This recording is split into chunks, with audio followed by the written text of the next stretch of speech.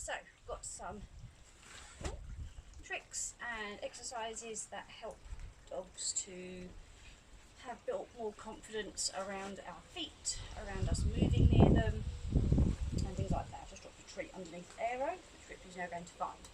So there's a few different things that we can start doing just to make our feet and our shoes and just being in our general area a lot less worrying for our dogs, which is something we can do obviously when they're anxious or worried, but you can obviously do this for another dog, another puppy in the future, just to help them not be worried. And of course, if we trip over our dogs, there's not a lot we can do to stop that. What do you do, especially when they're like this and in the way? Underfoot is the term, Ripley. Good boy. Arrow. Yay. So, I do trip over my dogs a lot, but I straight away put in some of the little tricks and tips that we're going to do. So, one thing is for you to be just sitting. Don't move your feet around once your feet are planted. So just keep them in one place and just literally working on, so if the dog is over there somewhere, we can work on, and Merlin's found the treats, right, you go find that one because Merlin's taking forever. Merlin, go get it. Just literally sending them left and right past us and gradually getting closer and closer to where our feet are. It's impossible with this many dogs. Era, Merlin, however many dogs, there you go get there. Good. Good. And so we can start going diagonally as well. Go on, Arrow, find that. Ripley. Ripley's actually crossing over my feet now. That's how close I've got her. Arrow. Oh, where'd that go? Get it, Arrow. Get. Ripley. Good girl. Well, I'm not moving my feet. Okay. So that's one thing that we can start doing just to make our feet a nicer thing. And you don't need to do it for a long time. You can literally just take half a dozen treats, and that could be all you do. And then on the last one, oh sorry Mel, on the last one you throw it further away, find it Mel, and then that's your cue to be able to get up and move, go somewhere else, move your feet, whatever you want to be doing next. We can also, again without moving our feet once they're in place, work on doing things with our dogs next to us. So rip chip, so things like twists and spins. Fun things that your dogs might know. Roll, touch. Yes, good. And touch. So it can be just around us and around where our feet are. Touch. Yes, good girly. Yeah, touch. Yeah, good. Merlin, touch. Good. So things like that. We can ask for paw. Yay! Roll, paw. Yeah, think about it first. That's good. Merlin, paw. Oh, someone gave me the treat. Paw. Sorry, baby. That's a bit of a rubbish way of doing it, wasn't it? And things like that. So it's all, as you can see, I mean, Merlin's foot is now on my foot. So it's all just around being near you, and lots of great things are happening. But because we're up off the floor, our lower legs and our feet are more in a position that they might be if we were doing something normally, you know, if we were doing it standing up or about to walk. So our feet are in a more neutral place than if we're sitting on knees, if we're sitting cross legs, things like that. So again, not spending too long on that, but just doing a few little bits and pieces near us works really nicely. Right, you go over there a sec. If your dog is ready and can handle it, you can try having one leg, and depends on the size of your dog. Oh, good girl, I haven't asked for it yet. And see if they will go maybe around your leg like that a bit. Will they go right round there?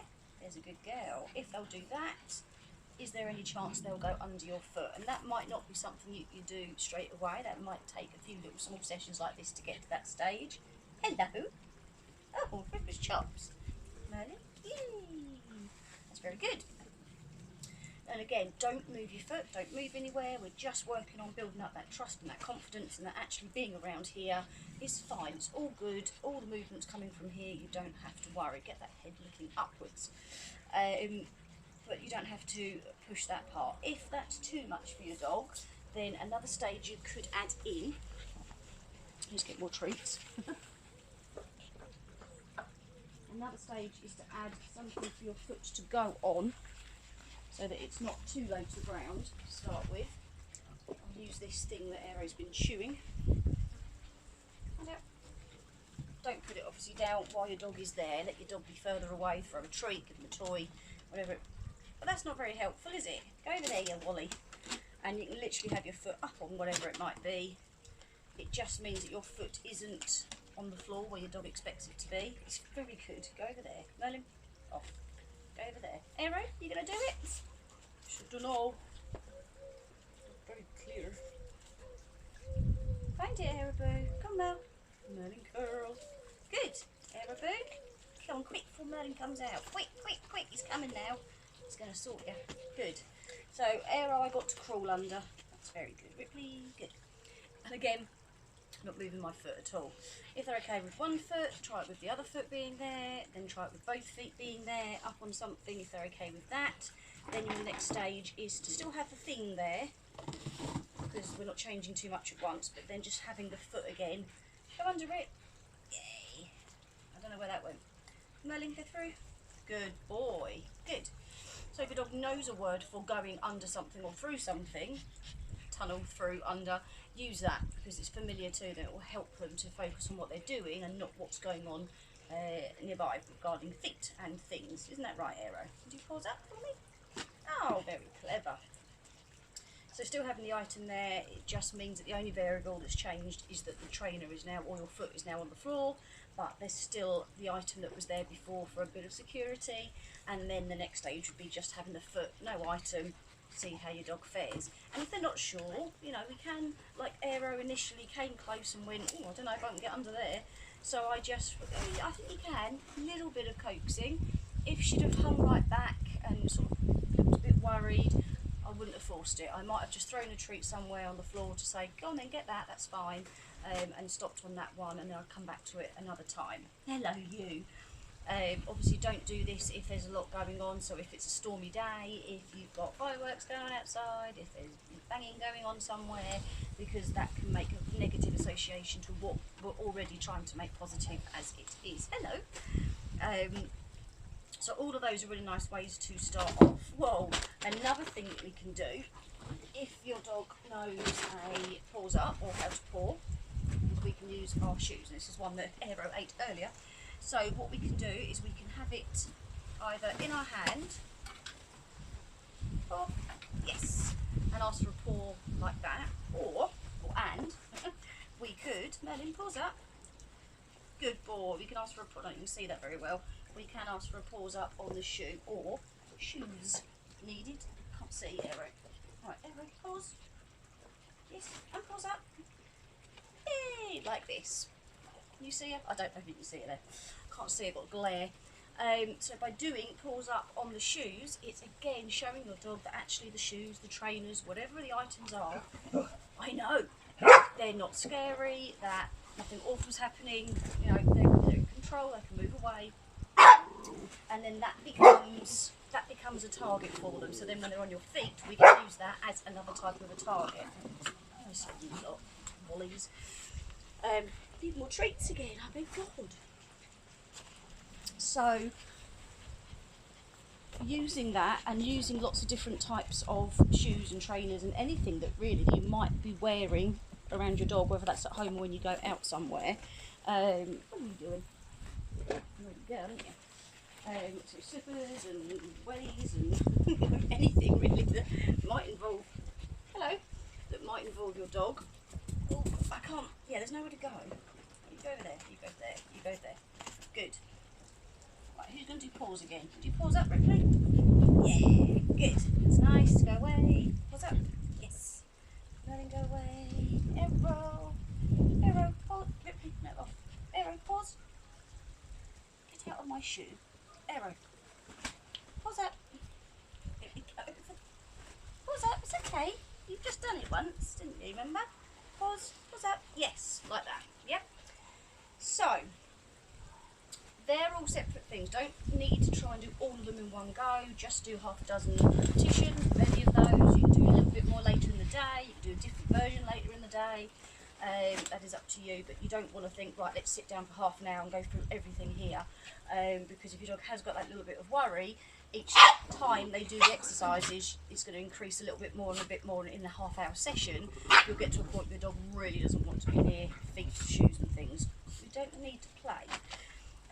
Something else that works really nicely, but it can take a little while, is if your dog does know how to give paw, is to teach them to give paw to our legs and our feet. Catch. It might be you need to have no shoes on to start with, just socks or just your feet. But what we can do is, again, we can keep our feet nice and still. We ask for paw a couple of times to remind your dog of what paw is. Shut up. And then we're going to bring the hand next to our leg. And as we ask for paws, enough. I don't know, she can hear something. As they bring their paw close to our hand, we actually move it so it lands on our leg or on our foot. Okay, so because they need to be reasonably close for this. So you might want to start with knee before you start with foot. Where are you going? There you, good boy. Off, get off, off, off. Sorry, darling. Right, just stand still. Good boy. Where's your paw? Yes. Yeah, obviously mine know this, so it doesn't take long for them to get it. Right, Merlin. Back up, back, get back, get out of there. Off, just wait. Paw, get, yes. Good boy. Impossible to do this with you lot. Merlin, hang on. Paw, yes. So as he goes to paw, I'll move my hand out of the way. That's very nice. Off you go. Rip his chops. Can you paw? Yes, good girl. Good. Rip your paw. Yay! So Aero actually doesn't do paw to foot yet. Oh, but she does paw to everything else. Right, sit. Good girl. So if I wanted to do it to the foot, so say you're getting paw to knee to leg, no problem, you want to increase it, you can then go back to your Aero tube box so that your foot isn't moving. Have your foot nearby. It's not helpful, Mel, because now you're in the way. And all we do is we ask for paw, Aero paw, yes, good girl. Well, who can see through you, Ripley? I get it, stuck to my thumb. Right, Aero paw, good girl, off. Sit. No, just, I don't want your foot, just sit. Paw, yes. I knew where her foot was going to land. Again, I don't know what you can actually see there. I'll just pick that up. Let's bring this over because I don't think we're in view of anything. Brilliant. Right, can you two always get off? I know it's lovely, but get off. Right, and you. Aero, paw. No, not you. Off. Aero, come here. No, I don't want it yet. Ripley, off. Good girl, just hold on, sit. No, listen, sit, no, sit. Well, now you're miles away. Right, paw. We've got it there. Okay. Oh, God. No, stop it. Come closer. Ripley, that's enough. Hey, that's enough. Okay, Aero, good girl. Right, come off of my foot for a split second. Okay, Aero, paw. And then, yeah, okay, you can see what I mean. It's impossible with these wallies. Right, this paw. Paw, Aero, which paw? Good girl. If I didn't have 3 dogs all trying to get the treat at the same time, that would be much easier. Don't know what could be seen over there. All I can see is glare. I can't actually see anything. Oh, you might not be able to see me for all I don't know. But yes, it's here. Your dog would be here. You'd be able to ask for paw a couple of times, and then when they give paw, when they give paw, you just then move the hand slightly so it lands on your foot rather than on your hand. You lot are so absolutely unhelpful. It's unbelievable. And then it lands on your foot, and you can reward. That's great. Don't move your foot around. I wouldn't advise doing that. So your dog's paw lands on it. This is their new game, is Merlin growls and Aero runs into him. Shut up.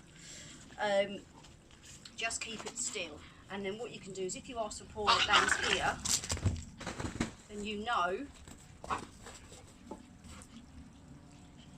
Going on the radio in half an hour, this is going to be good, isn't it? If it lands here, then it just means that you just need to adjust where your dog is. Okay, so you can just turn them slightly, bring them closer to it, start them further out, and then that way, when they reach for the paw, it's more likely to land on your foot. You lot are just ridiculous to work with. You want it to work. You're meant to be working, not faffing about. So do that on one foot, try it on the other foot, and then you can get to a stage where you're sitting, and then eventually standing, and you can ask for paw on your foot, which God knows what we're going to get from these lot of wallies. You need to stop hitting me with your head. I don't even know if you're still filming because it's been 6 hours now. We are. Yeah, you bought your monkey, well done. Bunch of wallies, haven't you? So, Ripley's up here, that makes it a bit easier to see, hopefully. There's a lot of lunatic, so go away. So then we can ask for paw, Ripley, paw, hello, paw, Good girl, well done. Oh, good girl. Good fall. Paw. Yes, good girl. Good. So as you can see, there's a lot of movement when we're doing it like this. Just stop running around on the floor. Paw. Yes, good boy. That was my actual leg. Wait. Paw. Yes, good boy. Arrow. Paw. Yay. Hopefully that's in view. Good girl. Can you do the other one now? Paw. Oh no, we've got the same one. Okay. This paw? No. I want this paw. Yay! Good girl. So then your feet become a target for your dogs to do paw targets to, and then become less of a scary thing. But again, we want to try and keep the feet still as long as possible, so they're really comfortable with it before we start moving the foot towards our dog. So it might be that when we're standing, we start with it just on something, then in paw. Yes. Yeah, and build it up from there. If that's going well, and this can take weeks, yeah? If that's going well, then peekaboo, which I know some people will teach when dogs are young. Some dogs, it's a new thing that they haven't done before. There you go. It's better, isn't it? But a peekaboo can be a really nice one. You can start with your feet wider than needed, and then send your dogs through, and you can send them both ways. Arrow, ready, go through. That's good. Oh, come around, Merlin, go, get it. Okay, wrong dog. Merlin, get it. There you go, Richard. And that one as well to run out now. So things like that, again, not moving, but just helping your dog out. If they're not too sure, then again, you can do it so that one foot is just out of sight, or out of, you know, it's elevated, it kind of looks like it's not part of what we're doing, and do it a few times like that, and then bring the foot back into play the next time you try it.